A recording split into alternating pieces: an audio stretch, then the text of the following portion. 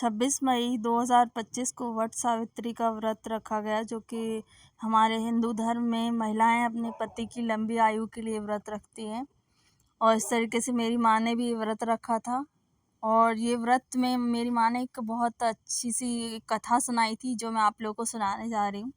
इस कथा में ये है कि सत्यवान और सावित्री की कथा है। जो सावित्री हैं वो अपने पति की लंबी आयु के लिए और उनकी प्राण की रक्षा यमराज के मुंह से कैसे उनको वापस से जीवित कर लिया, उसी के ऊपर ये कथा है। तो जो शिव जी ने पार्वती जी को सुनाया था, जो कथा इस प्रकार है कि एक बार एक मद्र देश के राजा थे अश्वपति, उनको कोई संतान नहीं थी। तो उनने सावित्री, जो वट वृक्ष के नीचे रहती है सावित्री देवी, उनकी पत्नी ने व्रत रखा और इस तरीके से उनको पुत्री की प्राप्ति हुई, जिसका नाम उनने सावित्री रखा। और सावित्री जैसे ही बड़ी होने लग गई, फिर उनको उसके विवाह की चिंता सताने लग गई। तो फिर बट वो अच्छा वर नहीं ढूंढ पा रहे थे, तो उनने सावित्री को बोला कि तुम अपने हिसाब से कोई अच्छा सा वर अगर मिल रहा है तो ढूंढ लो। तो इस तरीके से सावित्री वर की तलाश में निकली और उनको एक वर मिल गया, जिसका नाम था सत्यवान। और सत्यवान जो थे, उनके पिता को राज्य से निकाल दिया गया था और वो जंगल में रहते थे अपने पिता और माता के साथ, और जो कि जिनकी आँख की रोशनी भी चली गई थी।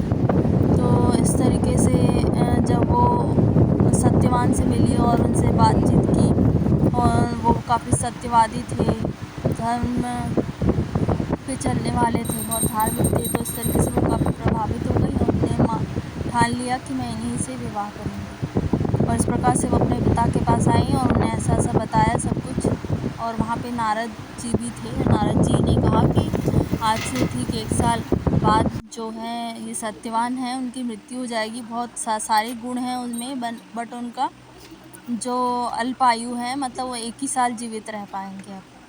तो इस तरीके से बट उन्होंने उनको सत्यवान को वर मान लिया था। तो सावित्री ने कहा, एक बार मैंने वर उनको मान लिया है तो मैं इन्हीं से विवाह करूँगी। तो राजा भी उनकी ज़िद पे वो रही। तो राजा ने भी ये देखा कि हाँ, ये इसी से शादी करना चाहती है, तो उन्होंने इसके साथ विवाह कर दिया, सत्यवान के साथ सावित्री का। हो गया। और जैसे ही समय बीतता गया, सावित्री को ये याद था कि नारद जी ने ऐसा कहा था कि 1 ही साल ये जीवित रह पाएंगे। तो सावित्री ने फिर जैसे ही जिस दिन 1 साल पूरा होने वाला था, जब उन्हें वट सावित्री की ये व्रत रखी और वट के नीचे उनने सावित्री देवी का पूजन किया। और पूजन के बाद जैसे वो गई जंगल लकड़ी लेने अपने पति के साथ, सत्यवान के साथ, तो उसी समय उनकी मृत्यु हो गई। और इस तरीके से सावित्री और उनकी आत्मा को लेने जो है यमराज आए वहाँ पे पेड़ के नीचे, वट के वृक्ष के नीचे। और सावित्री जी बिल्कुल उनके पीछे पीछे जाने लग गई, यमराज के पीछे। वो बोल रही थी, मैं पतिव्रता नारी हूँ और अपने पति के साथ ही रहूँगी हमेशा।